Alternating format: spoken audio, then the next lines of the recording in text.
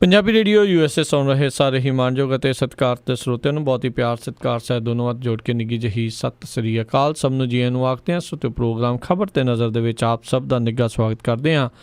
ਅੱਜ ਦੇ ਸਾਡੇ ਪ੍ਰੋਗਰਾਮ ਖਬਰ ਤੇ ਨਜ਼ਰ ਦੇ ਵਿੱਚ ਆਪਣੇ ਨਾਲ ਜੁੜ ਚੁੱਕੇ ਨੇ ਪ੍ਰਵੀਨ ਸ਼ਰਮਾ ਜੀ ਸ਼੍ਰੀ ਮੁਕਤਸਰ ਸਾਹਿਬ ਤੋਂ। ਪ੍ਰਵੀਨ ਜੀ ਨਿੱਘੀ ਜੀ ਨੂੰ ਪਿਆਰ ਭਰੀ ਸਤਿ ਸ੍ਰੀ ਅਕਾਲ ਜੀ।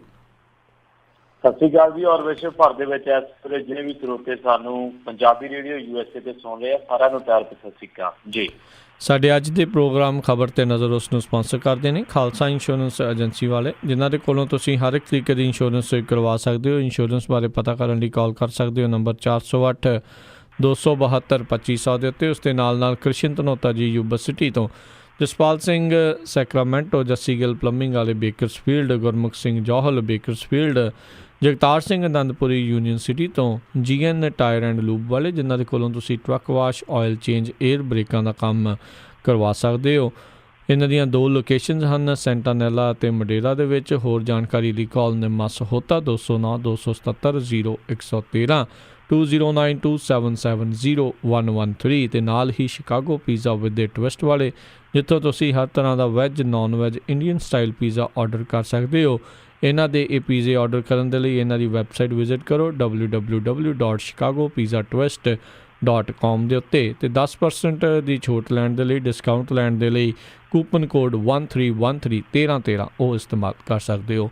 ਅਸੀਂ ਇਹਨਾਂ ਸਾਰਿਆਂ ਦਾ ਬਹੁਤ ਬਹੁਤ ਧੰਨਵਾਦ ਕਰਦੇ ਹਾਂ। ਜੇਕਰ ਤੁਸੀਂ ਜਾਂ ਕੋਈ ਹੋਰ ਕਾਰੋਬਾਰ ਵੀ ਇਸ ਪ੍ਰੋਗਰਾਮ ਨੂੰ ਸਪਾਂਸਰ ਕਰਨਾ ਚਾਹੁੰਦੇ ਹੋ, ਸੰਪਰਕ ਕਰ ਸਕਦੇ ਹੋ ਨੰਬਰ 408 722 7698 ਦੇ ਉੱਤੇ, 4087227698 ਦੇ ਉੱਤੇ। ਪ੍ਰਵੀਨ ਜੀ, ਗੱਲਬਾਤ ਦਾ ਸਿਲਸਿਲਾ ਆਪਾਂ ਸ਼ੁਰੂ ਕਰਦੇ ਹਾਂ। ਕਹਿੰਦੇ ਮੋਦੀ ਸਰਕਾਰ ਦੇ ਅਖੀਰਲੇ ਸਾਲ ਦੇ ਵਿੱਚ ਆਰਥਿਕ ਝਟਕੇ। ਦੇਖੋ, ਜਿਹੜਾ ਮੋਦੀ ਸਰਕਾਰ ਦਾ ਆਖਰੀ ਵਾਰ ਨਾ, ਇਹਦੇ ਵਿੱਚ ਕਈ ਆਰਥਿਕ ਉਤਰਾਅ ਚੜਾਅ ਆ ਸਕਦੇ ਆ ਤੇ ਆਰਥਿਕ ਉਤਰਾਅ ਚੜਾਵਾਂ ਦੇ ਵਿੱਚੋਂ ਇਹ ਵਰਾ ਲੰਘੂਗਾ, ਕਿਉਂਕਿ ਰਿਜ਼ਰਵ ਬੈਂਕ ਨੇ ਜਿਹੜੀਆਂ ਵਿਆਜ ਦਰਾਂ ਵਧਾ ਦਿੱਤੀਆਂ ਨੇ ਤੇ ਵਿਆਜ ਦਰਾਂ ਵਧਾਉਣ ਮਗਰੋਂ ਰਿਜ਼ਰਵ ਬੈਂਕ ਨੇ ਗੱਲ ਕਹੀ ਹੈ ਕਿ ਅਗਲੇ ਆਉਣ ਵਾਲੇ ਸਮੇਂ ਦੇ ਵਿੱਚ ਮਹਿੰਗਾਈ ਵਧੂਗੀ ਤੇ ਉਦਯੋਗਿਕ ਜਿਹੜਾ ਵਿਕਾਸ ਆ ਉਹਨੂੰ ਸੱਟ ਵੱਜ ਸਕਦੀ ਆ। ਔਰ ਕੇਂਦਰ ਸਰਕਾਰ ਆ ਜਿਹੜੀ ਉਹ ਇਸ ਚੀਜ਼ ਨੂੰ ਆਲਮੀ ਮੰਡੀ ਜਿਹੜੀ ਉਹਦੇ ਵਿੱਚ ਜਿਹੜੀਆਂ ਕੱਚੇ ਤੇਲ ਦੀਆਂ ਕੀਮਤਾਂ ਵਾ ਉਹਨਾਂ ਦੇ ਵਿੱਚ ਕੀਮਤਾਂ ਵਧਣ ਦੇ ਨਾਲ ਕੀਮਤਾਂ ਦੇ ਵਿੱਚ ਤੇਜ਼ੀ ਦੇ ਨਾਲ ਰਹੀ ਹੈ। ਔਰ ਜਿਹੜੀ ਰਿਜ਼ਰਵ ਬੈਂਕ ਦੀ ਮੈਂ ਗੱਲ ਕਰ ਰਿਹਾ ਤਾਂ ਰਿਜ਼ਰਵ ਬੈਂਕ ਨੇ ਜਿਹੜੀ ਵਾਧਾ ਕੀਤਾ ਆਪਣੀ ਰੈਪੋ ਦਰ ਦੇ ਵਿੱਚ, ਤਾਂ ਮੁੱਖ ਵਿਆਜ ਦਰ ਦੇ ਵਿੱਚ 0.25% ਯਾਨੀ ਕਿ 0.25 ਅਸੀਂ ਕਹਿ ਸਕਦੇ ਹਾਂ, ਤਾਂ ਇਹ ਹੁਣ ਵਧਾਈ ਹੈ। ਤੇ ਇਸ ਕਰਕੇ ਜੇ ਗੱਲ ਕਰੀਏ ਕਿ ਪਹਿਲਾਂ ਕਦੋਂ ਵਧਾਈ ਸੀ, ਤਾਂ ਇਹ ਜਿਹੜੀ ਵਿਆਜ ਦਰ ਹੈ ਰਾਜੀ 28 ਜਨਵਰੀ 2014 ਤੋਂ ਬਾਅਦ ਇਹ ਪਹਿਲੀ ਵਾਰੀ ਵਧਾਈ ਹੈ। ਉਦੋਂ ਬੈਂਕ ਨੇ ਵਿਆਜ ਦਰ ਜਿਹੜੀ ਹੈ ਇੰਨੀ ਵਧਾ ਕੇ 8% ਕਰ ਦਿੱਤੀ ਸੀ। ਉਸ ਤੋਂ ਬਾਅਦ ਫਿਰ ਬੈਂਕ ਨੇ 6 ਵਾਰ ਵਿਆਜ ਦਰਾਂ ਦੇ ਵਿੱਚ ਕਟੌਤੀ ਕੀਤੀ ਹੈ ਤੇ ਆਖਰੀ ਵਾਰ ਜਿਹੜੀ ਕਟੌਤੀ ਕੀਤੀ ਹੈ ਉਹ 2 ਅਗਸਤ 2017 ਦੀ ਗੱਲ ਹੈ, ਜਦੋਂ ਇਹਨਾਂ ਨੇ ਵਿਆਜ ਦਰ 25 ਆਧਾਰੀ ਅੰਕ ਘਟਾ ਕੇ 6% ਕਰ ਦਿੱਤੀ ਸੀ। ਪਰ ਹੁਣ ਫਿਰ ਇਹ ਜਿਹੜੀ ਵਧਾ ਕੇ 0.25% ਦੇ ਵਿੱਚ ਇਹਦਾ ਵਾਧਾ ਕੀਤਾ। ਔਰ ਇਹਦੇ ਨਾਲ ਜਿਹੜਾ ਅਸਰ ਪੈਣਾ ਉਹ ਇਹ ਹੈ ਕਿ ਉਦਯੋਗਿਕ ਵਿਕਾਸ ਰੁਕ ਸਕਦਾ। ਜੇ ਉਦਯੋਗਿਕ ਵਿਕਾਸ ਰੁਕੇਗਾ ਤਾਂ ਆਪਾਂ ਸਾਰੇ ਜਾਣਦੇ ਹਾਂ ਕਿ ਜਿਹੜੀਆਂ ਜੌਬਸ ਨੇ, ਨੌਕਰੀਆਂ ਨੇ, ਉਹਨਾਂ ਦੇ ਵਿੱਚ ਖੜੋਤ ਆਊਗੀ। ਨਾਲ ਹੀ ਇਹ ਹੈ ਕਿ ਪ੍ਰਚੂਨ ਮਹਿੰਗਾਈ ਦਰ ਆ ਜਿਹੜੀ, ਇਹਦੇ ਬਾਰੇ ਜਿਹੜੀ ਭਵਿੱਖਬਾਣੀ ਆ ਉਹ ਇਹ ਕੀਤੀ ਗਈ ਹੈ ਕਿ ਜਿਹੜੀਆਂ ਤੇਲ ਦੀਆਂ ਕੀਮਤਾਂ ਨੇ ਉਹਨਾਂ ਦੇ ਵਿੱਚ ਜਿਹੜੀ ਮਹਿੰਗਾਈ ਦਰ ਆ ਉਹ 4.6% ਹੋ ਗਈ ਸੀ ਤੇਲ ਕੀਮਤਾਂ ਦੇ ਵਿੱਚ ਵਾਧੇ ਕਾਰਨ। ਹੁਣ ਕਹਿੰਦੇ ਕਿ ਜਿਹੜੀ ਅਗਲਾ ਚਾਲੂ ਮਾਲੀ ਸਾਲ ਜੇਕਰ ਇਹਦੀ ਤਿਮਾਹੀ ਦੀ ਗੱਲ ਕਰੀਏ ਤਾਂ ਜਿਹੜੀ ਮਹਿੰਗਾਈ ਦਰ ਆ ਉਹ 4.8 ਤੋਂ ਲੈ ਕੇ 4.9% ਤੱਕ ਰਹਿਣ ਦਾ ਅੰਦਾਜ਼ਾ ਲਾਇਆ ਜਾ ਸਕਦਾ ਹੈ। ਯਾਨੀ ਕਿ 4.6 ਤੋਂ 4.9 ਤੱਕ ਜਿਹੜੀ ਹੈ ਮਹਿੰਗਾਈ ਦਰ ਵਧੂਗੀ। ਤੋ ਇਹਦੇ ਨਾਲ ਅਸੀਂ ਇਹ ਵੀ ਅੰਦਾਜ਼ਾ ਲਾ ਸਕਦੇ ਕਿ ਆਉਣ ਵਾਲੇ ਦਿਨਾਂ ਦੇ ਵਿੱਚ ਸਾਨੂੰ ਕਿੰਨੀ ਕੁ ਮਹਿੰਗਾਈ ਦਾ ਸਾਹਮਣਾ ਕਰਨਾ ਪੈ ਸਕਦਾ। ਮੁੱਖ ਦੀ ਗੱਲ ਇਹ ਹੈ ਕਿ ਇਸ ਵੇਲੇ ਮੁਲਕ ਜਿਹੜਾ ਵਾ, ਮੁਲਕ ਦੇ ਜਿਹੜੇ ਲੋਕ ਆ ਰਾਜੀ, ਉਹਨਾਂ ਦੀਆਂ ਜਿਹੜੀਆਂ ਗੱਲਾਂ, ਜਿਹੜੀਆਂ ਧਿਆਨ ਆ ਉਹਨਾਂ ਦਾ ਉਹ ਵੰਡਿਆ ਹੋਇਆ ਕਿ ਫਲਾਨੀ ਸਟੇਟ ਦੇ ਵਿੱਚ ਕੀ ਹੋ ਰਿਹਾ, ਚੌਂਕੀ ਸਟੇਟ ਦੇ ਵਿੱਚ ਕੀ ਹੋ ਰਿਹਾ, ਜਾਂ ਕਿਹੜੇ ਬੰਦੇ ਨੇ ਅਮਿਤ ਸ਼ਾਹ ਨੂੰ ਨਾਲ ਮੀਟਿੰਗ ਕੀਤੀ ਹੈ, ਕਿਹੜੇ ਬੰਦੇ ਨੇ ਮੋਦੀ ਨਾਲ ਮੀਟਿੰਗ ਕੀਤੀ ਹੈ। ਪਰ ਜਿਹੜੀ ਮਹਿੰਗਾਈ ਹੈ ਜਿਹਦੇ ਕਰਕੇ ਇਹ ਜਿਹੜੀ ਭਗਵਾਨ ਲੋਕਾਂ ਦੀ ਸਰਕਾਰ ਸੱਤਾ ਦੇ ਵਿੱਚ ਆਈ ਸੀ, ਉਹ ਮਹਿੰਗਾਈ ਤੇ ਕੰਟਰੋਲ ਹੀ ਕੋਈ ਨਹੀਂ ਗਾ। ਕੱਚੇ ਤੇਲ ਦੀਆਂ ਕੀਮਤਾਂ ਅੱਧੀਆਂ ਰਹਿਣ ਦੇ ਬਾਵਜੂਦ ਅੱਜ ਵੀ ਇੰਡੀਆ ਦੇ ਵਿੱਚ ਜਿਹੜਾ ਤੇਲ ਆ, ਪੈਟਰੋਲ ਆ, ਉਹ ਅਸੀਂ 85 ਰੁਪਏ ਖਰੀਦ ਰਹੇ ਹਾਂ। ਔਰ ਦੁੱਖ ਦੀ ਗੱਲ ਇਹ ਕਿ ਸਾਡੇ ਕੁਝ ਭੈਣ ਭਰਾਵਾਂ ਉਹ ਕਹਿੰਦੇ ਕਿ ਕੀ, ਉਹ ਸਵਾਲ ਖੜਾ ਕਰਦੇ ਆ ਮੋਦੀ ਸਾਹਿਬ ਦੇ ਸਮਰਥਨ ਦੇ ਵਿੱਚ। ਉਹ ਕਹਿੰਦੇ ਕਿ ਕੀ ਮੁਲਕ ਦੀ ਤਰੱਕੀ ਦੇ ਲਈ ਤੁਸੀਂ ਇੰਨਾ ਕੁ ਯੋਗਦਾਨ ਵੀ ਨਹੀਂ ਪਾ ਸਕਦੇ? ਸੋ ਇੱਥੇ ਤੁਸੀਂ ਬੌਧਿਕ ਪੱਧਰ ਹੈ ਜਿਹੜਾ ਸਾਡੇ ਲੋਕਾਂ ਦਾ ਉਹਦਾ ਅੰਦਾਜ਼ਾ ਲਾ ਸਕਦੇ ਹੋ ਜੀ। ਜੀ ਜੀ। ਅਗਲੀ ਜਿਹੜੀ ਆਪਾਂ ਗੱਲ ਕਰਦੇ ਹਾਂ ਪ੍ਰਵੀਨ ਜੀ, ਵੀ ਕਿਹਾ ਜਾ ਰਿਹਾ ਵੀ ਜਿਹੜੇ ਪ੍ਰਣਬ ਮੁਖਰਜੀ ਆ ਸਾਬਕਾ ਰਾਸ਼ਟਰਪਤੀ, ਉਹਨਾਂ ਨੇ ਸੰਘ ਦੇ ਸਮਾਗਮ 'ਚ ਜਾ ਕੇ ਕੀਤੀਆਂ ਖਰੀਆਂ ਗੱਲਾਂ। ਹਾਂਜੀ ਬਿਲਕੁਲ, ਉਹਨਾਂ ਨੇ ਸੰਘ ਦੇ ਜਿਹੜੇ ਨਵੇਂ ਵਿਦਿਆਰਥੀ ਆ, ਨਵੇਂ ਸਿੱਖਿਆ ਲੈਣ ਆਏ ਆ, ਉਹਨਾਂ ਦੇ ਨਾਲ ਗੱਲਾਂ ਬਾਤਾਂ ਕੀਤੀਆਂ ਔਰ ਬੜੀ ਖੁੱਲ੍ਹ ਕੇ ਉਹਨਾਂ ਨੇ ਗੱਲਬਾਤ ਕੀਤੀ ਹੈ ਬੇਬਾਕੀ ਦੇ ਨਾਲ। ਔਰ ਗੱਲਬਾਤ ਦੇ ਕੁਝ ਅੰਸ਼ ਨੇ, ਉਹ ਕਹਿੰਦੇ ਕਿ ਜਿਹੜਾ ਵੱਜਿਆ ਨਹੀਂ ਹੈ, ਤੇ ਨਾਲ ਹੀ ਉਹ ਕਹਿੰਦੇ ਕਿ ਜਿਹੜੇ ਧਾਰਮਿਕ ਸਹਿਣਸ਼ੀਲਤਾ ਭਾਰਤ ਤੱਕ ਹੀ ਉਹ ਕਿਸੇ ਵੀ ਰਾਸ਼ਟਰ ਨੂੰ ਖਤਮ ਕਰ ਸਕਦੀ ਆ, ਤੇ ਧਰਮ ਆਧਾਰਿਤ ਕਿਸੇ ਰਾਸ਼ਟਰ ਦੀ ਪਹਿਚਾਣ ਉਹ ਕਹਿੰਦੇ ਬਹੁਤ ਗਲਤ ਆ। ਧਾਰਮਿਕ ਵਿਲੱਖਣਤਾ ਤੇ ਬਹੁਲਵਾਦ ਉਹ ਕਹਿੰਦੇ ਭਾਰਤ ਦੀ ਪਛਾਣ ਰਹੀ ਹੈ ਸ਼ੁਰੂ ਤੋਂ ਹੀ। ਤੇ ਨਾਲ ਹੀ ਉਹ ਕਹਿੰਦੇ ਕਿ ਭਾਰਤ ਹਮੇਸ਼ਾ ਖੁੱਲ੍ਹਾ ਸਮਾਜ ਰਿਹਾ, ਜਿਹੜਾ ਇੱਥੇ ਬੰਦਾ ਆਇਆ ਇੱਥੋਂ ਦਾ ਹੀ ਬਣ ਕੇ ਰਹਿ ਗਿਆ। ਸੋ ਪ੍ਰਣਬ ਮੁਖਰਜੀ ਦੇ ਬਾਰੇ ਜੇਕਰ ਤੁਸੀਂ ਪਿੱਛੇ ਜਾਓਗੇ ਨਾ ਬੈਕਗਰਾਊਂਡ ਦੇ ਵਿੱਚ, ਤਾਂ ਕਿਸੇ ਸਮੇਂ ਸੰਘ ਦੇ ਬੜੇ ਵਿਵਾਕ ਆਲੋਚਕ ਰਹੇ ਆ ਪ੍ਰਣਬ ਮੁਖਰਜੀ। ਔਰ ਆ ਜਿਹੜਾ ਉਹਨਾਂ ਨੇ ਸੰਬੋਧਨ ਕਰਨਾ ਸੀ ਨਾ ਰਾਜ ਜੀ, ਜਿਹੜਾ ਉਹਨਾਂ ਨੇ ਸਮਾਗਮ ਦੇ ਵਿੱਚ ਸ਼ਿਰਕਤ ਕਰਨੀ ਸੀ, ਇਹਦੇ ਤੇ ਨਜ਼ਰਾਂ ਸੀਗੀਆਂ, ਕਿਉਂਕਿ ਲੋਕਾਂ ਨੂੰ ਲੱਗਦਾ ਸੀਗਾ ਕਿ ਪਤਾ ਨਹੀਂ ਕੀ ਜਿਹੜੇ ਸੰਘ ਦੇ ਵਿੱਚ ਜਾ ਕੇ ਪ੍ਰਣਬ ਮੁਖਰਜੀ ਕਹਿਣਗੇ। ਔਰ ਕਾਂਗਰਸ ਦੇ ਵਿੱਚ ਦੋ ਧੜੇ ਬਣ ਗਏ ਸੀ ਇਸ ਗੱਲ ਨੂੰ ਲੈ ਕੇ। ਇੱਕ ਧੜਾ ਸੀਗਾ ਜਿਹੜਾ ਇਹਦੀ ਸਿੱਧੀ ਮੁਖਾਲਫਤ, ਯਾਨੀ ਕਿ ਇਹ ਵਿਰੋਧ ਕਰਦਾ ਸੀਗਾ ਕਿ ਪ੍ਰਣਬ ਮੁਖਰਜੀ ਨੂੰ ਸੰਘ ਦੇ ਪ੍ਰੋਗਰਾਮ ਦੇ ਵਿੱਚ ਨਹੀਂ ਜਾਣਾ ਚਾਹੀਦਾ। ਦੂਜੇ ਪਾਸੇ ਜਿਹੜੇ ਕਾਂਗਰਸ ਦੇ ਲੀਡਰ ਹੈ ਉਹ ਇਸ ਮਸਲੇ ਤੇ ਚੁੱਪ ਸੀਗੇ। ਉਹਨਾਂ ਨੂੰ ਲੱਗਦਾ ਸੀਗਾ ਕਿ ਜੇ ਕੁਛ ਬੋਲ ਕੇ ਤਾਂ ਕੋਈ ਜਾਂਚ CED ਵਰਗੀ ਜਾਂ ਸਾਡੇ ਮਗਰ ਨਾ ਲੱਗ ਜੇ, ਸੋ ਉਹਨਾਂ ਨੇ ਚੁੱਪ ਰਹੇ ਹੋ। ਪਰ ਉੱਥੇ ਜਾ ਕੇ ਜਿਹੜੀਆਂ ਗੱਲਾਂ ਕੀਤੀਆਂ ਪ੍ਰਣਬ ਮੁਖਰਜੀ ਨੇ, ਤਾਂ ਉਹ ਸਾਰੀਆਂ ਗੱਲਾਂ ਉਹੀ ਕੀਤੀਆਂ ਜਿਨ੍ਹਾਂ ਕਰਕੇ ਸੰਘ ਬਦਨਾਮ ਹੈ, ਕਿਉਂਕਿ BJP ਦਾ ਸ਼ਾਸਨ ਹੈ ਇਸ ਵੇਲੇ ਔਰ ਹਿੰਦੂਤਵ ਦਾ ਜਿਹੜਾ ਏਜੰਡਾ ਵਾ ਉਹ ਬਿਨਾਂ ਬ੍ਰੇਕਾਂ ਤੋਂ ਰਨ ਕੀਤਾ ਜਾ ਰਿਹਾ। ਔਰ ਜਿਹੜੀਆਂ ਘੱਟ ਗਿਣਤੀਆਂ ਨੇ, ਹੁਣ ਸ਼ਿਲਾਂਗ ਦੀ ਤੁਸੀਂ ਗੱਲ ਕਰ ਲਓ, ਤਾਜ਼ੀ ਘਟਨਾ ਵਾਪਰੀ ਜਿਹੜੀ ਜਿਹਨੇ ਸਾਨੂੰ ਪੂਰੇ ਸ਼ਰਮਸਾਰ ਕਰਕੇ ਰੱਖ ਦਿੱਤਾ, ਨਾਲ ਚਿੰਤਾ ਵੀ ਦਿੱਤੀ ਹੈ ਉਸ ਚੀਜ਼ ਨੇ। ਸੋ ਇਹ ਜਿਹੜਾ ਘਟਨਾਕ੍ਰਮ ਪੂਰੇ ਮੁਲਕ ਦੇ ਵਿੱਚ ਵਾਪਰ ਰਿਹਾ, ਇਹਦੇ ਜਿਹੜੇ ਐਲੀਗੇਸ਼ਨ ਨੇ ਉਹ ਸੰਘ ਤੇ ਲੱਗਦੇ ਨੇ। ਔਰ ਪ੍ਰਣਬ ਮੁਖਰਜੀ ਨੇ ਜਿਹੜੀਆਂ ਗੱਲਾਂ ਕੀਤੀਆਂ ਨੇ ਉਹ ਬਿਲਕੁਲ ਸਟੀਕ ਕੀਤੀਆਂ ਨੇ ਉੱਥੇ ਜਾ ਕੇ, ਜਿਹੜੀਆਂ ਸੰਘ ਤੇ ਬਿਲਕੁਲ ਐਂ ਲੱਗਦੀਆਂ ਨੇ ਕਿ ਧਰਮ ਆਧਾਰਿਤ ਰਾਸ਼ਟਰ ਦੀ ਪਛਾਣ ਨਹੀਂ ਹੋਣੀ ਚਾਹੀਦੀ, ਬਹੁਲਵਾਦ ਹੀ ਭਾਰਤ ਦੀ ਇੱਕ ਪਛਾਣ ਹੈ। ਸੋ ਗੱਲਾਂ ਉਹੀ ਕੀਤੀਆਂ ਨੇ। ਪਰ ਜਿਹੜੇ ਕੁਝ ਲੋਕ ਨੇ ਜਿਹੜੇ ਕਹਿੰਦੇ ਕਿ ਜਿਹੜਾ ਪ੍ਰਣਬ ਮੁਖਰਜੀ ਆ ਉਹ ਆਉਣ ਵਾਲੇ ਸਮੇਂ ਦੇ ਵਿੱਚ ਜਿਹੜੇ ਸਿਆਸੀ ਸਮੀਕਰਨ ਹੈ ਉਹ ਇਹ ਹੋ ਸਕਦੇ ਆ ਕਿ ਜਿਹੜੇ BJP ਨੂੰ ਵੀ ਹੋ ਸਕਦਾ ਬਹੁਮਤ ਨਾ ਮਿਲੇ, ਕਾਂਗਰਸ ਨੂੰ ਵੀ ਹੋ ਸਕਦਾ ਬਹੁਮਤ ਨਾ ਮਿਲੇ। ਸਿਰਫ ਅਜਿਹੇ ਚਿਹਰੇ ਦੀ ਤਲਾਸ਼ ਕੀਤੀ ਜਾ ਰਹੀ ਜਿਹੜਾ ਸਰਬ ਪ੍ਰਵਾਨਿਤ ਹੋਵੇ। ਸੋ ਪ੍ਰਣਬ ਮੁਖਰਜੀ ਹੁਣ ਇਸ ਗੱਲ ਦਾ ਜਵਾਬ ਭਵਿੱਖ ਦੇ ਗਰਭ ਦੇ ਵਿੱਚ ਹੈ ਕਿ ਕੀ ਪ੍ਰਣਬ ਮੁਖਰਜੀ ਆਉਣ ਵਾਲੇ ਸਮੇਂ ਦੇ ਵਿੱਚ ਸਿਆਸੀ ਇੱਛਾਵਾਂ ਜਿਹੜੀਆਂ ਉਹਨਾਂ ਦੀਆਂ ਨੇ ਉਹਨਾਂ ਦੇ ਲਈ ਕੋਈ ਜ਼ਮੀਨ ਪੱਧਰੀ ਕਰ ਰਿਹਾ ਹੈ, ਜਾਂ ਫਿਰ ਜਿਹੜਾ ਸੰਘ ਹੈ ਉਹ ਇਹੋ ਜਿਹੇ ਵਿਦਵਾਨਾਂ ਨੂੰ, ਸਾਬਕਾ ਰਾਸ਼ਟਰਪਤੀਆਂ ਨੂੰ ਆਪਣੇ ਸਮਾਗਮਾਂ ਦੇ ਵਿੱਚ ਬੁਲਾ ਕੇ ਕੀ ਆਪਣੀ ਛਵੀ ਸੁਧਾਰਨਾ ਚਾਹੁੰਦਾ ਵਾ। ਜੀ ਜੀ, ਇਹ ਤਾਂ ਸਮਝ ਦੱਸੋ। ਅਗਲੀ ਆਪਾਂ ਗੱਲ ਕਰਦੇ ਹਾਂ ਕਿਸਾਨ ਅੰਦੋਲਨ ਦਾ 7ਵਾਂ ਦਿਨ, ਆਮ ਦਿਨਾਂ ਵਾਂਗ ਘਰਾਂ ਤੱਕ ਪਹੁੰਚੇ ਦੁੱਧ ਅਤੇ ਸਬਜ਼ੀਆਂ। ਦੇਖੋ, ਕਿਸਾਨ ਅੰਦੋਲਨ ਤੁਹਾਨੂੰ ਸਾਰਿਆਂ ਨੂੰ ਆਪਾਂ ਸਾਰੇ ਜਾਣਦੇ ਕਿ ਪੰਜਾਬ ਦੇ ਵਿੱਚ ਜਿਹੜਾ ਅੰਦੋਲਨ ਸੀਗਾ ਇਹ ਪੇਂਡੂ ਵਰਸ਼ ਸ਼ਹਿਰੀ ਹੋਣ ਕਰਕੇ ਇਸ ਅੰਦੋਲਨ ਦਾ ਖਾਤਮੇ ਦਾ ਐਲਾਨ ਹੋ ਗਿਆ ਸੀਗਾ। ਪਰ ਜੇ ਅਸੀਂ ਦੇਸ਼ ਦੇ ਦੂਜੇ ਹਿੱਸਿਆਂ ਦੀ ਗੱਲ ਕਰੀਏ ਤਾਂ ਪੰਜਾਬ ਇੱਕ ਐਸੀ ਸਟੇਟ ਸੀ ਜਿੱਥੇ ਸਭ ਤੋਂ ਵੱਧ ਇੱਕ ਸੋਲਿਡ ਰਿਸਪੌਂਸ ਮਿਲ ਰਿਹਾ ਸੀ, ਬਹੁਤ ਤਕੜਾ ਰਿਸਪੌਂਸ ਮਿਲਿਆ ਸੀ ਇਸ ਅੰਦੋਲਨ ਨੂੰ। ਪਰ ਹੁਣ 7 ਦਿਨ ਬੀਤ ਗਏ ਆ, ਪਰ ਇਹ ਅੰਦੋਲਨ ਦੂਰ ਦੂਰ ਤੱਕ ਕਿਤੇ ਨਜ਼ਰ ਨਹੀਂ ਆਉਂਦਾ। ਮੱਧ ਪ੍ਰਦੇਸ਼ ਜਾਂ ਹੋਰ ਜਿਹੜੇ ਇਲਾਕੇ ਆ ਜਿੱਥੇ ਕਿਸਾਨ ਮਸਲੇ ਜ਼ਿਆਦਾ ਭਾਰੂ ਨੇ, ਉੱਥੇ ਹੁਣ ਜਿਹੜੇ ਹਾਲਾਤ ਨੇ ਉਹ ਆਮ ਵਾਂਗੂ ਹੋਣੇ ਸ਼ੁਰੂ ਹੋ ਗਏ ਨੇ। ਇੰਦੌਰ ਦੇ ਵਿੱਚ ਸਬਜ਼ੀਆਂ, ਦੁੱਧ ਘਰਾਂ ਤੱਕ ਪਹੁੰਚਿਆ। ਨਾਲ ਹੀ ਇਹ ਹੈ ਕਿ ਜਿਹੜਾ ਇਹਦੇ ਲਈ ਰੋਡ ਮੈਪ ਇੱਕ ਤਿਆਰ ਕੀਤਾ ਗਿਆ ਸੀਗਾ ਕਿ 1 ਤੋਂ 4 ਜੂਨ ਤੱਕ ਪਿੰਡਾਂ ਦੇ ਵਿੱਚ ਨੌਜਵਾਨਾਂ ਨਾਲ ਗੱਲਬਾਤ ਕਰਾਂਗੇ। ਫਿਰ 5 ਜੂਨ ਨੂੰ ਅਸੀਂ ਇੱਕ ਲਾਹਨਤ ਦਿਵਸ ਮਨਾਵਾਂਗੇ। 6 ਜੂਨ ਦਾ ਪ੍ਰੋਗਰਾਮ ਸੀਗਾ ਕਿ ਜਿਹੜੇ ਕਿਸਾਨ ਮਾਰੇ ਗਏ ਸੀ ਉਹਨਾਂ ਨੂੰ ਸ਼ਰਧਾਂਜਲੀ ਦੇਣੀ ਸੀ। 8 ਜੂਨ ਦਾ ਇਹ ਸੀਗਾ ਕਿ ਅਸਹਿਯੋਗ ਮਤਲਬ ਸਹਿਯੋਗ ਨਹੀਂ ਕਰਨਾ ਸੀ, ਅਸਹਿਯੋਗ ਦਿਹਾੜਾ ਮਨਾਉਣਾ ਵਾ। 10 ਜੂਨ ਨੂੰ ਭਾਰਤ ਬੰਦ ਕਰਨਾ ਸੀ। ਪਰ ਦੁੱਖ ਦੀ ਗੱਲ ਇਹ ਕਿ ਪੰਜਾਬ ਦੇ ਵਿੱਚ ਲੋਕ ਕਹਿੰਦੇ ਕਿ ਕੁਝ ਕਿਸਾਨ ਆਗੂਆਂ ਦੇ ਕਰਕੇ, ਜਿਹੜੇ ਕਿਸਾਨ ਆਗੂਆਂ ਤੇ ਪਹਿਲਾਂ ਵੀ ਲੱਖੋਵਾਲ, ਰਾਜੋਵਾਲ ਐਲੀਗੇਸ਼ਨ ਲੱਗਦੇ ਰਹੇ ਕਿ ਇਹਨਾਂ ਨੇ ਲੋਕਾਂ ਦੇ ਇਕੱਠਾਂ ਦਾ ਸੌਦਾ ਕੀਤਾ ਵਾ, ਉਹਨਾਂ ਦੇ ਕਰਕੇ ਇਹ ਅੰਦੋਲਨ ਜਿਹੜੀ ਮੈਂ ਗੱਲ ਕਰਕੇ ਹਟਿਆ 1 ਤੋਂ 4 ਜੂਨ ਦਾ ਪ੍ਰੋਗਰਾਮ, 5 ਜੂਨ ਦਾ ਪ੍ਰੋਗਰਾਮ, 6 ਜੂਨ ਦਾ ਪ੍ਰੋਗਰਾਮ, 8 ਜੂਨ ਦਾ ਪ੍ਰੋਗਰਾਮ, 10 ਜੂਨ ਦਾ ਪ੍ਰੋਗਰਾਮ, ਇਹਦਾ ਕਿਤੇ ਜ਼ਿਕਰ ਹੀ ਨਹੀਂ ਮਿਲਿਆ ਪੰਜਾਬ ਦੇ ਵਿੱਚ। ਪੰਜਾਬ ਦੇ ਵਿੱਚ ਉਲਟਾ ਗਰੀਬਾਂ ਦੇ ਦੁੱਧ ਫੜ ਕੇ ਡੋਲ ਦਿੱਤੇ ਗਏ। ਅੰਦੋਲਨ ਪੇਂਡੂ ਵਰਸਸ ਸ਼ਹਿਰੀ ਬਣਾ ਦਿੱਤਾ ਗਿਆ। ਅੰਦੋਲਨ ਦੀ ਆੜ ਹੇਠ ਕੁਝ ਅਨਸਰਾਂ ਨੇ ਲੋਕਾਂ ਦੀ ਲੁੱਟ ਖੋਹ ਕੀਤੀ। ਸੋ ਇਸ ਕਰਕੇ ਅੰਦੋਲਨ ਬਦਨਾਮ ਹੋਇਆ। ਸੋ ਮੈਨੂੰ ਨਹੀਂ ਲੱਗਦਾ ਕਿ ਜਿਹੜੇ ਮਨਸ਼ਾ ਦੇ ਨਾਲ ਇਹ ਅੰਦੋਲਨ ਸ਼ੁਰੂ ਕੀਤਾ ਸੀ ਔਰ ਖਾਸ ਕਰਕੇ ਸਾਡੇ ਵਰਗੇ ਆਮ ਲੋਕਾਂ ਨੇ ਇਸ ਅੰਦੋਲਨ ਨੂੰ ਸਮਰਥਨ ਹੀ ਤਾਂ ਦਿੱਤਾ ਸੀਗਾ ਕਿ ਸ਼ਾਇਦ ਹੋ ਸਕਦਾ ਕਿਸਾਨੀ ਦੀ ਗੱਲ ਹੋਊਗੀ, ਪਰ ਜਿਸ ਤਰੀਕੇ ਨਾਲ ਅੰਦੋਲਨ ਪਿਟਿਆ ਵਾ ਤਾਂ ਇਹਦੇ ਦੋ ਨੁਕਸਾਨ ਜਨਤਾ ਨੂੰ ਹੋਇਆ। ਪਹਿਲੀ ਗੱਲ ਤਾਂ ਕਿ ਜਿਹੜੇ ਕਿਸਾਨੀ ਮਸਲੇ ਸੀਗੇ ਉਹ ਧਰੇ ਧਰਾਏ ਰਹਿ ਗਏ, ਉਹਨਾਂ ਦਾ ਜ਼ਿਕਰ ਖਤਮ ਹੋ ਸਕਦਾ ਹੈ ਆਉਣ ਵਾਲੇ ਦਿਨਾਂ ਦੇ ਵਿੱਚ। ਦੂਜੀ ਗੱਲ ਹੈ ਕਿ ਜਦੋਂ ਬੀਜੇਪੀ ਵੋਟਾਂ ਮੰਗਣ ਜਾਊਗੀ ਤਾਂ ਇਹ ਕਹਿ ਸਕਦੇ ਬੀਜੇਪੀ ਲੋਕਾਂ ਨੂੰ ਕਿ ਦੇਖੋ ਸਾਡੇ ਰਾਜ ਦੇ ਵਿੱਚ ਤਾਂ ਕਿਸਾਨ ਵੀ ਚੁੱਪ ਚਪੀਤਾ ਖੁਸ਼ਹਾਲ ਆ ਉਹ, ਕਿਉਂਕਿ ਇਹ ਕਹਿ ਸਕਦੇ ਆ ਕਿ ਜਿਹੜੇ ਅੰਦੋਲਨ ਛਿੜਦੇ ਆ ਜਾਂ ਹੋਰ ਹੈ ਇਹ ਚੰਦ ਕੁ ਬੰਦੇ ਇਹਨਾਂ ਦੇ ਮਗਰ, ਇਸ ਕਰਕੇ ਅੰਦੋਲਨ ਫਲॉप ਹੁੰਦੇ ਆ। ਸੋ ਇਸ ਅੰਦੋਲਨ ਦੇ ਫੇਲ ਹੋਣ ਦੇ ਕਰਕੇ ਇੱਕ escape route ਹਾਕਮ ਧਿਰ ਨੂੰ ਜ਼ਰੂਰ ਮਿਲਿਆ ਵਾ, ਮੈਂ ਮੰਨਦਾ ਵਾਂ ਜੀ। ਜੀ ਜੀ ਜੀ ਜੀ ਅਗਲੀ ਆਪਾਂ ਗੱਲ ਦੇ ਉੱਤੇ ਜੇ ਨਜ਼ਰ ਮਾਰਦੇ ਹਾਂ ਪ੍ਰਵੀਨ ਜੀ, ਵੀ ਹਨੀਪ੍ਰੀਤ ਨੂੰ ਨਹੀਂ ਮਿਲੀ ਰਾਹਤ, ਜ਼ਮਾਨਤ ਅਰਜੀ ਖਾਰਜ ਹੋਈ।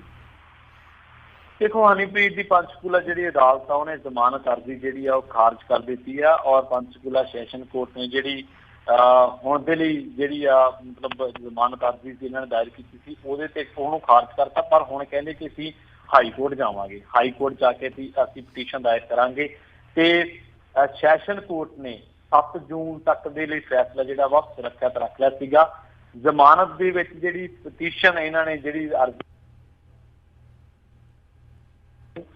2017 ਨੂੰ ਪੰਚਕੂਲਾ ਦੇ ਵਿੱਚ ਜਿਹੜੀ ਹਿੰਸਾ ਹੋ ਰਹੀ ਸੀ ਉਦੋਂ ਇਹ ਡੇਰਾ ਮੁਖੀ ਦੇ ਨਾਲ ਸੀ ਤੇ ਉਹ ਕਹਿੰਦੇ ਕਿ ਮੈਂ ਗੁਰਮੀਤ ਸਿੰਘ ਦੇ ਨਾਲ, ਗੁਰਮੀਤ ਰਾਮ ਰਹੀਮ ਦੇ ਨਾਲ ਸੀ, ਇਸ ਕਰਕੇ ਮੈਂ ਸਿੱਧਾ ਉੱਥੋਂ ਸੁਨਾਰੀਆ ਜੇਲ੍ਹ ਤੱਕ ਚਲੀ ਗਈ, ਮੈਨੂੰ ਨਹੀਂ ਪਤਾ ਉੱਥੇ ਕੀ ਹੋਇਆ। ਹਿੰਸਾ ਦੇ ਵਿੱਚ ਕਹਿੰਦੀ ਮੇਰੀ ਕੋਈ ਭੂਮਿਕਾ ਨਹੀਂ ਰਹੀ ਤੇ ਉਦੋਂ ਬਾਅਦ ਵੀ ਉਹਦਾ ਜਿਹੜਾ ਨਾਮ ਆ ਉਹ ਕਹਿੰਦੀ ਮੇਰਾ FIR ਦੇ ਵਿੱਚ ਪਾਇਆ ਗਿਆ। ਕਹਿੰਦੀ ਮੈਨੂੰ ਕਿਸੇ ਨੇ ਗ੍ਰਿਫਤਾਰ ਨਹੀਂ ਕੀਤਾ ਬਲਕਿ ਮੈਂ ਖੁਦ 3 ਅਕਤੂਬਰ ਨੂੰ ਆਤਮ ਸਮਰਪਣ ਕੀਤਾ ਵਾ। ਤੇ ਨਾਲ ਹੀ ਇਹ ਕਹਿੰਦੀ ਹੈ ਕਿ ਜਿਹੜੇ FIR ਜਿਹੜਾ ਨੰਬਰ ਹੈ 345 ਉਹਦੇ ਤਹਿਤ 15 ਦੋਸ਼ੀਆਂ ਨੂੰ ਜ਼ਮਾਨਤ ਮਿਲ ਚੁੱਕੀ ਹੈ ਤੇ ਇਹ ਕਹਿੰਦੀ ਹਨੀਪ੍ਰੀਤ ਗੱਲ ਕਹਿੰਦੀ ਹੈ ਕਿ ਮੈਂ 245 ਦਿਨ ਹੋ ਗਏ ਜੇਲ੍ਹ ਦੇ ਵਿੱਚ ਤੇ ਮੈਨੂੰ ਵੀ ਜ਼ਮਾਨਤ ਮਿਲਣੀ ਚਾਹੀਦੀ ਹੈ, ਮੈਂ ਜ਼ਮਾਨਤ ਦੀ ਹੱਕਦਾਰ ਹਾਂ ਤੇ ਔਰਤ ਹੋਣ ਦੇ ਕਰਕੇ ਉਹਨਾਂ ਨੂੰ ਰਹਿਤ ਦੇਣੀ ਚਾਹੀਦੀ ਹੈ। ਇਹ ਜਿਹੜੇ ਹਨੀਪ੍ਰੀਤ ਦੇ ਐਡਵੋਕੇਟ ਨੇ ਇਹ ਦਲੀਲਾਂ ਦਿੱਤੀਆਂ ਸੀ ਕੋਰਟ ਨੂੰ। ਸੋ ਹਨੀਪ੍ਰੀਤ ਦੇ ਦੁਆਰਾ ਪੁਲਿਸ ਰਿਕਵਰੀ ਵੀ ਨਹੀਂ ਕੀਤੀ ਗਈ, ਨਾ ਕੋਈ ਉਹਦਾ ਸਮਾਨ ਕਵਰ ਹੋਇਆ ਜੋ ਹਿੰਸਾ ਦੇ ਲਈ ਪ੍ਰਯੋਗ ਕੀਤਾ ਗਿਆ ਸੀ ਜਾਂ ਉਹਦਾ ਨਾਂ ਵੀ ਉਹਦਾ ਵਕੀਲ ਕਹਿੰਦਾ ਕਿ ਬਾਅਦ ਦੇ ਵਿੱਚ ਜੋੜਿਆ ਗਿਆ, ਜੋ ਮਰਜ਼ੀ ਆ। ਪਰ ਹਨੀਪ੍ਰੀਤ ਇੱਕ ਉਹ ਕਾਂਡ ਦਾ ਹਿੱਸਾ ਵਾ ਜਿਹਨੇ ਹਰਿਆਣਾ ਦੀ ਕਾਨੂੰਨ ਵਿਵਸਥਾ ਇੱਕ ਵਾਰ ਤਹਿਸ-ਨਹਿਸ ਕਰ ਦਿੱਤੀ ਸੀ। ਠੀਕ ਹੈ, ਜ਼ਮਾਨਤ ਜਿਹੜੀ ਆ ਉਹ ਹਰ ਇੱਕ ਅਪਰਾਧੀ ਦਾ ਇੱਕ ਮਨੁੱਖੀ ਅਧਿਕਾਰ ਆ, ਉਹਦਾ ਇੱਕ ਰਾਈਟ ਆ ਬੰਦਾ ਵਾ, ਪਰ ਇਹ ਫੈਸਲਾ ਜਿਹੜਾ ਵਾ ਇਹ ਕੋਰਟ ਨੇ ਕਰਨਾ ਕਿ ਕਿਹੜੇ ਬੰਦੇ ਨੂੰ ਕਦੋਂ ਜ਼ਮਾਨਤ ਦੇਣੀ ਹੈ। ਸੋ ਮੇਰੇ ਖਿਆਲ ਦੇ ਨਾਲ ਬੇਸ਼ੱਕ ਆਉਣ ਵਾਲੇ ਦਿਨਾਂ ਦੇ ਵਿੱਚ ਜ਼ਮਾਨਤ ਦੇ ਅਸਾਰ ਮਾਧਵ ਨਹੀਂ ਅਸੀਂ ਕਹਿ ਸਕਦੇ, ਪਰ ਇੱਕ ਝਟਕਾ ਜ਼ਰੂਰ ਲੱਗਿਆ ਹਨੀਪ੍ਰੀਤ ਨੂੰ ਜੀ। ਜੀ ਜੀ ਅਗਲੀ ਗੱਲ ਕਰੀਏ ਸੈਕਸ ਸਕੈਂਡਲ ਦੇ ਦੋਸ਼ ਵਿੱਚ DIG ਸਣੇ 5 ਦੋਸ਼ੀਆਂ ਨੂੰ 10 ਸਾਲ ਦੀ ਕੈਦ। ਦੇਖੋ ਇਹ ਜੰਮੂ ਕਸ਼ਮੀਰ ਦੇ ਵਿੱਚ ਨਾ 2006 ਦਾ ਇੱਕ ਸੈਕਸ ਸਕੈਂਡਲ ਵਾਪਰਿਆ ਸੀਗਾ ਤੇ CBI ਅਦਾਲਤ ਚੰਡੀਗੜ੍ਹ ਨੇ ਇਹਦੇ ਵਿੱਚ ਸ਼ਾਮਲ ਜਿਹੜੇ ਲੋਕ ਆ ਉਹਨਾਂ ਨੂੰ 10 ਸਾਲਾਂ ਦੀ ਸਜ਼ਾ ਸੁਣਾਈ ਹੈ ਤੇ ਹਾਈ ਕੋਰਟ ਵੱਲੋਂ ਦੋਸ਼ੀ ਕਰਾਰ ਦਿੱਤੇ ਸੀਗੇ BSF ਦੇ DIG ਸਣੇ 5 ਦੋਸ਼ੀ ਤੇ ਉਹਨਾਂ ਨੂੰ ਵੱਖ-ਵੱਖ ਆਧਾਰਾਂ ਤੇ ਸਜ਼ਾ ਦੇ ਵਿੱਚ ਨਰਮੀ ਦੀ ਮੰਗ ਵੀ ਕੀਤੀ ਗਈ ਸੀ, ਜਦਕਿ ਸਰਕਾਰੀ ਵਕੀਲ ਨੇ ਜ਼ਬਰਦਸਤ ਵਿਰੋਧ ਕੀਤਾ ਸੀ ਕਿ ਸਖਤ ਸਜ਼ਾ ਮੰਗੀ ਸੀ ਇਹਨਾਂ ਸਾਰਿਆਂ ਵਾਸਤੇ। 2 ਜਣੇ ਬਰੀ ਹੋਏ ਆ, ਅਨਿਲ ਸੇਠੀ ਆ ਜਿਹੜਾ ਐਡਵੋਕੇਟ ਜਨਰਲ ਆ ਤੇ ਮਿਹਰਦੀਨ ਮਾਲਿਕ ਹੈ, ਇਹਨਾਂ ਨੂੰ ਬਰੀ ਕਰ ਦਿੱਤਾ ਗਿਆ। ਅਸਲ ਦੇ ਵਿੱਚ ਕੀ ਹੋਇਆ ਸੀ ਕਿ ਅਪ੍ਰੈਲ 2006 ਦੇ ਵਿੱਚ ਜੰਮੂ ਕਸ਼ਮੀਰ ਦੇ ਵਿੱਚ ਇੱਕ ਅਸ਼ਲੀਲ ਮੈਸੇਜ ਫੈਲਿਆ ਸੀਗਾ। ਉਸ ਤੋਂ ਬਾਅਦ ਇਹ ਜਿਹੜਾ ਕਾਂਡ ਆ ਇਹ ਚਰਚਾ ਦੇ ਵਿੱਚ ਆਇਆ ਸੀ। ਸ਼ਬੀਨਾ ਨਾਂ ਦੀ ਇੱਕ ਔਰਤ ਸੀ, ਉਹਨੇ ਆਪਦੇ ਪਤੀ ਅਬਦੁਲ ਹਮੀਦ ਉਹਦਾ ਨਾਮ ਦੱਸਿਆ ਗਿਆ, ਉਹਦੇ ਨਾਲ ਮਿਲ ਕੇ ਹਾਈ ਪ੍ਰੋਫਾਈਲ ਲੋਕਾਂ ਨੂੰ ਦੇਹ ਵਪਾਰ ਦੇ ਲਈ ਸਪਲਾਈ ਕਰਨ ਦਾ ਇਲਜ਼ਾਮ ਲੱਗਿਆ ਸੀ ਉਹਦੇ ਤੇ ਹਾਈ ਕੋਰਟ ਦੇ ਹੁਕਮ ਤੇ ਜਿਹੜੀ ਮਾਮਲੇ ਦੀ ਜਾਂਚ ਆ ਉਹ CBI ਨੂੰ ਸੌਂਪ ਦਿੱਤੀ ਗਈ ਸੀ। ਔਰ ਜੇਕਰ ਅਸੀਂ ਦੇਖੀਏ ਕਿ ਕੌਣ ਆ ਬੰਦੇ ਜਿਹੜੇ ਇਹਦੇ ਵਿੱਚ ਮੁਲਜ਼ਮ ਸੀਗੇ ਤਾਂ ਉਹ ਸੀਗਾ ਜੰਮੂ ਕਸ਼ਮੀਰ ਦਾ ਸਾਬਕਾ ਮੰਤਰੀ ਗੁਲਾਮ ਅਹਿਮਦ ਹਸਨ ਮੀਰ, ਸਾਬਕਾ ਮੰਤਰੀ ਆਜ਼ਾਦ ਵਿਧਾਇਕ ਸੀਗਾ ਰਮਨ ਮੱਟੂ, BSF ਦਾ DIG ਸੀਗਾ KC ਪਾਂਧੀ, ਸਾਬਕਾ ਵਧੀਕ ਐਡਵੋਕੇਟ ਜਨਰਲ ਅਨਿਲ ਸੇਠੀ ਸੀਗਾ, CSP ਸੀਗਾ ਸ੍ਰੀਨਗਰ ਦਾ ਮੁਹੰਮਦ ਮੀਰ ਯੂਸਫ, ਇਕਬਾਲ ਖਾਂਟੇ, ਹੋਟਲ ਮਾਲਕ ਸੀ ਰਿਆਜ਼ ਅਹਿਮਦ ਕਾਵਾ। ਸੋ DSP ਮੀਰ ਤੇ ਹੋਟਲ ਮਾਲਕ ਬਰੀ ਹੋ ਚੁੱਕੇ ਆ ਜਿਨ੍ਹਾਂ ਨੂੰ ਮੀਰ ਯੂਸਫ ਨੂੰ ਸ਼ੱਕ ਦਾ ਲਾਭ ਮਿਲਿਆ ਤੇ ਨਾਲ ਹੀ ਇਹ ਹੈ ਕਿ ਜਿਹੜੀ ਸ਼ਬੀਨਾ ਸੀਗੀ ਜਾਂ ਉਹਦਾ ਪਤੀ ਸੀਗਾ ਜਿਹੜੇ ਰੈਕਟ ਚਲਾਉਂਦੀ ਸੀ ਸੈਕਸ ਰੈਕਟ, ਉਹਦੇ ਵਿੱਚ ਇੱਕ ਨਾਬਾਲਗ ਕੁੜੀ ਦੇ ਕਹਿਣ ਤੇ ਜਿਨਸੀ ਸ਼ੋਸ਼ਣ ਦਾ ਇਲਜ਼ਾਮ ਲੱਗਿਆ ਸੀਗਾ। ਸੋ ਸਾਬਕਾ ਮੁੱਖ ਮੰਤਰੀ ਦਾ ਨਾਮ ਵੀ ਹੈਰਾਨੀ ਦੀ ਗੱਲ ਹੈ ਕਿ ਚਾਰਜ ਸ਼ੀਟ ਦੇ ਵਿੱਚ ਸ਼ਾਮਲ ਸੀਗਾ। ਕੌਣ ਸੀਗੇ? ਇਹ ਤਤਕਾਲੀ ਮੁੱਖ ਮੰਤਰੀ ਉਮਰ ਅਬਦੁੱਲਾ, ਜੰਮੂ ਕਸ਼ਮੀਰ ਦੇ ਤਤਕਾਲੀ ਮੁੱਖ ਮੰਤਰੀ ਉਸ ਸਮੇਂ ਉਮਰ ਅਬਦੁੱਲਾ ਦਾ ਨਾਮ ਵੀ ਇਹ ਸੈਕਸ ਰੈਕਟ ਦੇ ਵਿੱਚ ਸੀਬੀਆਈ ਜਾਂਚ ਦੇ ਵਿੱਚ ਆਇਆ ਸੀ। ਜੁਲਾਈ 2009 ਦੀ ਗੱਲ ਹੈ ਕਿ ਉਹਨਾਂ ਦਾ ਨਾਂ ਹਟਾ ਦਿੱਤਾ ਸੀਗਾ। ਇਸੇ ਕਰਕੇ ਉਹਨਾਂ ਨੇ ਮੁੱਖ ਮੰਤਰੀ ਦੇ ਅਹੁਦੇ ਤੋਂ ਅਸਤੀਫਾ ਵੀ ਦਿੱਤਾ ਸੀਗਾ, ਪਰ ਰਾਜਪਾਲ ਨੇ ਉਹਨੂੰ ਪ੍ਰਵਾਹ ਨਹੀਂ ਸੀ ਕੀਤਾ।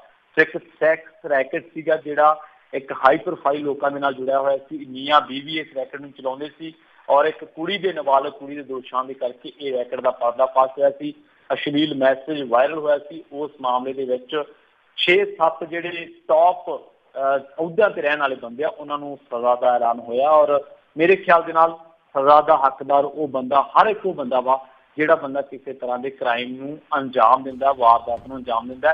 ਡਜ਼ਨਟ ਮੈਟਰ ਕਿ ਉਹ ਕਿਹੜੇ ਅਹੁਦੇ ਤੇ ਹੈ, ਕਿਹੜੀ ਪੋਸਟ ਤੇ ਬੈਠਾ ਵਾ। ਜੀ ਜੀ ਜੀ ਅਗਲੀ ਜਿਹੜੀ ਆਪਾਂ ਪ੍ਰਵੀਨ ਜੀ ਗੱਲ ਕਰਦੇ ਹਾਂ ਵੀ ਸ਼੍ਰੋਮਣੀ ਕਮੇਟੀ ਨੇ ਐਲਾਨ ਕੀਤਾ ਵੀ ਉਹ ਨਹੀਂ ਭੇਜੇਗੀ ਪਾਕਿਸਤਾਨ ਨੂੰ ਜੱਥਾ। ਦੇਖੋ, ਸ਼੍ਰੋਮਣੀ ਕਮੇਟੀ ਦੇ ਜਿਹੜੇ ਪ੍ਰਧਾਨ ਨੇ ਨਾ ਗੋਬਿੰਦ ਸਿੰਘ ਲੌਂਗੋਵਾਲ, ਉਹਨਾਂ ਨੇ ਕਿਹਾ ਕਿ 5ਵੇਂ ਪਾਤਸ਼ਾਹ ਸ਼੍ਰੀ ਗੁਰੂ ਅਰਜਨ ਦੇਵ ਜੀ ਦੇ ਸ਼ਹੀਦੀ ਪੁਰਬ ਮੌਕੇ ਜਿਹੜਾ ਸ਼੍ਰੋਮਣੀ ਗੁਰਦੁਆਰਾ ਪ੍ਰਬੰਧਕ ਕਮੇਟੀ ਦਾ ਜੱਥਾ ਵਾ ਉਹ ਗੁਰਧਾਮਾਂ ਦੇ ਲਈ ਭੇਜਿਆ ਜਾਣ ਵਾਲਾ ਸਿੱਖ ਜੱਥਾ ਜਿਹੜਾ ਵਾ ਸ਼ਰਧਾਲੂਆਂ ਦਾ ਉਹ ਹੁਣ ਨਹੀਂ ਜਾਊਗਾ। ਸੋ ਇਹਦਾ ਕਾਰਨ ਇਹ ਹੈ ਕਿ ਦਿੱਲੀ ਸਥਿਤ ਜਿਹੜੀ ਪਾਕਿਸਤਾਨ ਅੰਬੈਸੀ ਆ ਉਹਨੇ ਸ਼੍ਰੋਮਣੀ ਕਮੇਟੀ ਦੇ ਪ੍ਰੋਗਰਾਮ ਦੇ ਮੁਤਾਬਕ ਵੀਜ਼ੇ ਨਹੀਂ ਦਿੱਤੇ।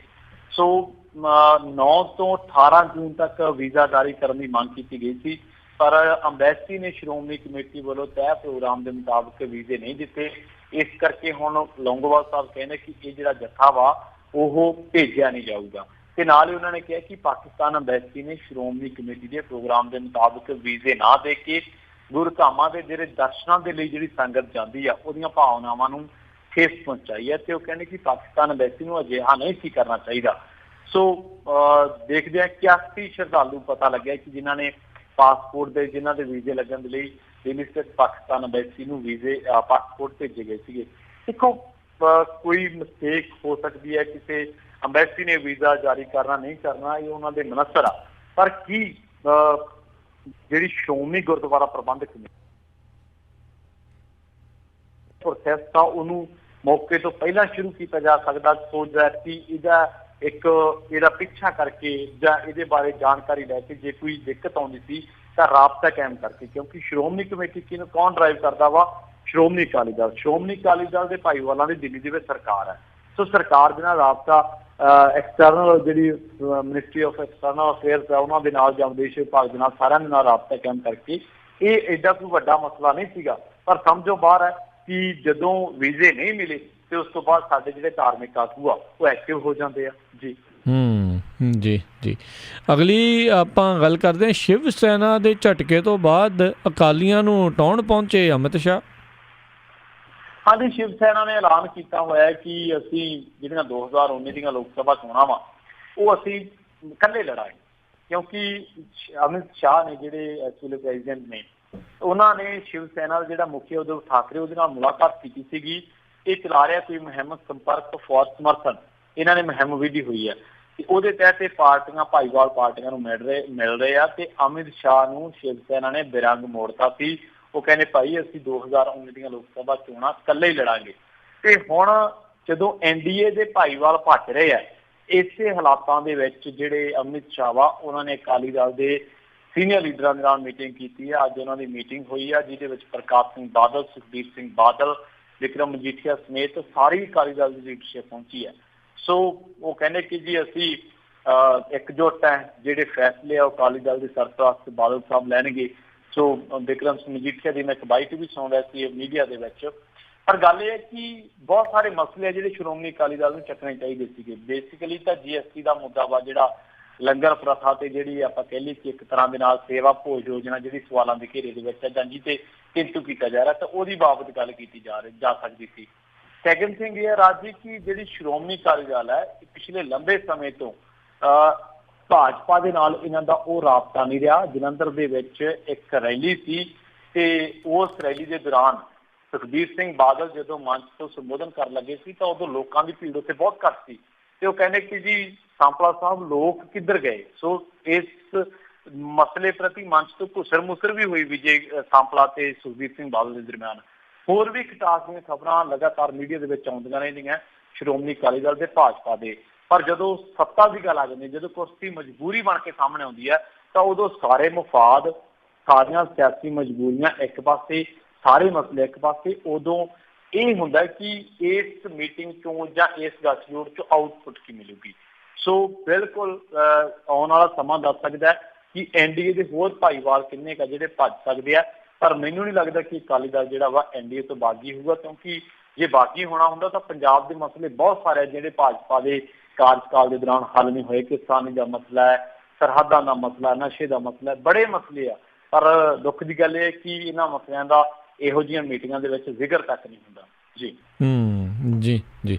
अगली जिहड़ी आपां गल करिए, कहंदे नाराज साधु संतां ने जोगी नाल कीती मुलाकात। हाँ जी बिल्कुल, लोग नाराज हो जान, उन्होंने मुख्यमंत्री साहब मिलन ना मिलन वक्री गल है। हस्पतालों के विच ऑक्सीजन होवे ना होवे वक्री गल है। मध्य प्रदेश के विच कंप्यूटर बाबे वर्गे मंत्रियों के दर्जे लै गए। ये अजकल चढ़ाई है ना लोगों की, जिहड़े लोग ना एक फिरका विशेष नूं नाल संबंधित ने, खास करके अंध विश्वास पखंडवाद नाल उन्हां दा नाता वा, ते ओह बड़े सियासतदानां नूं बड़े चंगे लगदे आ, क्योंकि इन्हां दे प्रभाव हेठ इन्हां दीयां सियासी रोटियां चलदियां। हुण इह है कि राम मंदिर का जिहड़ा मसला वा निर्माण करन दा, इस मसले नूं लैके नाराज जिहड़े महंत है, खास करके सुरेश दास एक उहदे समेत जिहड़े कई साधु संत है, वो कहने कि योगी आदित्यनाथ दे नाल उन्होंने मुलाकात की है, तो योगी आदित्यनाथ ने मुलाकात के दौरान भरोसा दिता है कि भाई ना राम मंदिर बनूगा, तुसीं बेफिक्र हो जाओ। तो 25 मिनट मुलाकात हुई है, तो उस तो बाद फिर इन्हां दे चेहरिਆਂ ते खुशी भी वेखी गई है। सो एक धर्म संसद होनी है आने वाले दिनों के 25 जून को यह नाम दस्या गया। 25 जून को धर्म संसद होनी है, तो संघ परिवार के नाल जिहड़े जुड़े लोग आ ਉਹ नाल जथेबंदियां संत महंत जिहड़े आ सारे शामिल होणगे, उथों भी चर्चा हो सकती है राम मंदिर की। सो देखो, राम मंदिर एक ऐसा मुद्दा राज जी जिन्होंने आप जो डिटेल दे विच ना जाइए, तो जदों इस मसले की गल आउंदी है ना, उदों दो कम्यूनिटी हिंदू और मुसलमान जिहड़े निर्लेप जे बंदे ने उन्हां दे कंन खड़े हो जाते, क्योंकि उन्हें लगता है कि यार किते विवाद ना शुरू हो जाए, किते फसाद ना हो जाए, तो साडे बच्चे जां असीं मारे जाइए। पर जिहड़े आ लोग आ, इन्हां लोकां दीयां सियासी करियर, सियासी रोटियां, होर जिहड़े कारोबार है, इन्हां चीज़ां ते टिके आ। राम मंदिर बनना नहीं बनना ये अदालत ने डिसाइड करना, जां हाले भविख दे गर्भ दे विच है। पर मेरे ख्याल दे नाल जिहड़ियां आ मीटिंगां चल रहीआं, जां होर जिहड़ा राम मंदिर दे नाम नूं लैके सरकार दी सत्ता की शह प्राप्ति की कोशिश चल रही है ना, तो समाज के जी रही दूजी धिर है उहदे विच किते ना किते असुरक्षा की भावना जरूर आऊगी जी। जी जी। ਜਾਂਦੇ ਜਾਂਦੇ ਆਪਾਂ ਗੱਲ ਕਰੀਏ ਪ੍ਰਵੀਨ ਜੀ, ਵੀ ਕਹਿੰਦੇ ਰੂਸਾਂ ਨੂੰ ਕਿਸੇ ਨੇ ਲਹੂ ਦੇ ਨਾਲ ਲਿਖ ਕੇ ਖੱਤ ਭੇਜਿਆ। देखो जी, अरूसा नूं पहला भी एक जथेबंदी सी जिन्हां ने अरूसा आलम के जरिए मुख्यमंत्री साहब नूं ना मिलण की कोशिश की थी, और उन्होंने अरूसा नूं मिले भी सीगे वो, और अरूसा ने उन्होंने भरोसा दिता सीगा कि समाज कोई जथेबंदी सीगी, कोई किसी भाईचारे की, मेरे हुण पूरा नाम तो नहीं याद, पर हुण जिहड़ियां आंगनवाड़ी वर्कर है उन्होंने अपनी लड़ाई नूं अंजाम तक पहुंचण दा एक नवां तरीका आजाद किया। इन्हां ने वाया अरूसा जिहड़े है कैप्टन अमरिंदर सिंह तक अपनी पुकार पहुंचाउण की कोशिश की है। आंगनवाड़ी वर्करां दा कहना है कि हुण अरूसा आलम उन्हां दी आखिरी उम्मीद है, ते 11 जून तो लैके 15 जून तक ये अपने सूंद दे नाल पत्र लिख के डाक दे राहीं अरूसा आलम नूं भेजणगीआं, ते सरकार विरोध प्रदर्शन करनगीआं। पर मैं तुहानूं दसना चाहना वा कि सरकार दे नाल मुलाकात लई ये मोहाली भी आईआं सर, पर कैबिनेट मंत्री के भरोसे तो बाद भी उन्हां दे मसले का कोई हल नहीं होया। इस करके कहते कि असीं कैप्टन अमरिंदर सिंह की औरत मित्र अरूसा आलम के जरिए सरकार दे कोल अपनी फरियाद रखांगे। कमाल की गल है कि जिहड़े लोगों ने कैप्टन साहब नूं चुनिया, एक मुल्क दे करता स्टेट दे करता धरता, वो कमाल की गल है कि वो स्टेट का बशिंदा कैप्टन साहब को मिल नहीं सकता, और जे मिलना है या गल पहुंचानी है तो वो सरहदों पार सिफारिश लैके पहुंचानी पै रही है। सो एक वक्री तरह का मसला वा जिथों का ਨੁਮਾਇੰਦਾ ਵਾ, ਜਿੱਥੋਂ ਦਾ ਸੰਵਿਧਾਨਕ ਅਹੁਦੇ ਤੇ ਉਹ ਬੰਦਾ ਬੈਠਾ ਵਾ, ਉਹਦੀ ਪਰਜਾ ਉਹਦੇ ਤੱਕ ਡਾਇਰੈਕਟ ਨਹੀਂ ਅਪਰੋਚ ਕਰ ਸਕਦੀ। ਉਹਦੀ ਪਰਜਾ ਜੇ ਉਹਦੇ ਤੱਕ ਅਪਰੋਚ ਕਰਨੀ ਤੇ ਉਹ ਲਈ ਵੀ ਉਹਨੂੰ ਇੱਕ ਔਰਤ ਮਿੱਤਰ ਦੇ ਸੰਬੰਧਾਂ ਦਾ ਸਹਾਰਾ ਲੈਣਾ ਪੈ ਰਿਹਾ। ਸੋ ਮੈਨੂੰ ਨਹੀਂ ਲੱਗਦਾ ਕਿ ਕਿਵੇਂ ਵੀ ਹੈ ਕੈਪਟਨ ਸਾਹਿਬ ਦੀ ਨਿੱਜੀ ਜ਼ਿੰਦਗੀ ਆ, ਪਰ ਇੱਕ ਸੰਵਿਧਾਨਕ ਅਹੁਦੇ ਦੀ ਇੱਕ ਮਰਿਆਦਾ ਜ਼ਰੂਰ ਹੈ, ਇੱਕ ਨੈਤਿਕਤਾ ਜ਼ਰੂਰ ਹੈ ਸਾਡੇ ਸਮਾਜ ਦੇ ਵਿੱਚ। ਉਹ ਕਿਤੇ ਨਾ ਕਿਤੇ ਮੈਨੂੰ ਲੱਗਦਾ ਕਿ ਇਹਨਾਂ ਚੀਜ਼ਾਂ ਕਰਕੇ ਧੁੰਦਲੀ ਜਾਂ ਉਹਦੀ ਛਵੀ ਜਿਹੜੀ ਹੈ ਉਹ ਪ੍ਰਭਾਵਿਤ ਜ਼ਰੂਰ ਹੁੰਦੀ ਹੈ। ਜੀ ਜੀ ਜੀ, ਅਤੇ ਬਹੁਤ ਬਹੁਤ ਤੁਹਾਡਾ ਧੰਨਵਾਦ ਕਰਦੇ ਹਾਂ ਤੁਸੀਂ ਸਾਡੇ ਨਾਲ ਜੁੜੇ, ਇਹਨਾਂ ਖਬਰਾਂ ਬਾਰੇ ਸਾਨੂੰ ਤੁਸੀਂ ਜਾਣਕਾਰੀ ਦਿੱਤੀਆਂ। ਅਗਲੀ ਵਾਰ ਤੱਕ ਲਈ ਬੜੀ ਮਿਹਰਬਾਨੀ, ਪਿਆਰ ਭਰੀ ਸਤਿ ਸ਼੍ਰੀ ਅਕਾਲ। ਸਤਿ ਸ਼੍ਰੀ ਅਕਾਲ ਜੀ। ਅਤੇ ਸਰੋਤਿਓ, ਇੱਥੇ ਸਾਡਾ ਅੱਜ ਦਾ ਇਹ ਪ੍ਰੋਗਰਾਮ ਸਮਾਪਤ ਹੈ। ਮਿਲਾਂਗੇ ਤੁਹਾਨੂੰ ਸਾਰਿਆਂ ਨੂੰ ਅਗਲੀ ਵਾਰ। ਉਦੋਂ ਤੱਕ ਲਈ ਮੈਨੂੰ ਰਾਜਕਿਰਨਵੀਰ ਸਿੰਘ ਨੂੰ ਵੀ ਇਜਾਜ਼ਤ ਦਿਓ। ਮੇਰੇ ਵੱਲੋਂ ਵੀ ਤੁਹਾਨੂੰ ਸਾਰਿਆਂ ਨੂੰ ਪਿਆਰ, ਸਤਿਕਾਰ, ਸੈਨਿਕੀ ਜਿਹੀ ਸਤਿ ਸ਼੍ਰੀ ਅਕਾਲ। ਜਿਹਨੇ ਵਾਸਤੇ ਰਹੋ, ਹੱਸਦੇ ਖੇਲਦੇ ਰਹੋ, ਸੁਣਦੇ ਰਹੋ ਜੀ ਪੰਜਾਬੀ ਰੇਡੀਓ USA।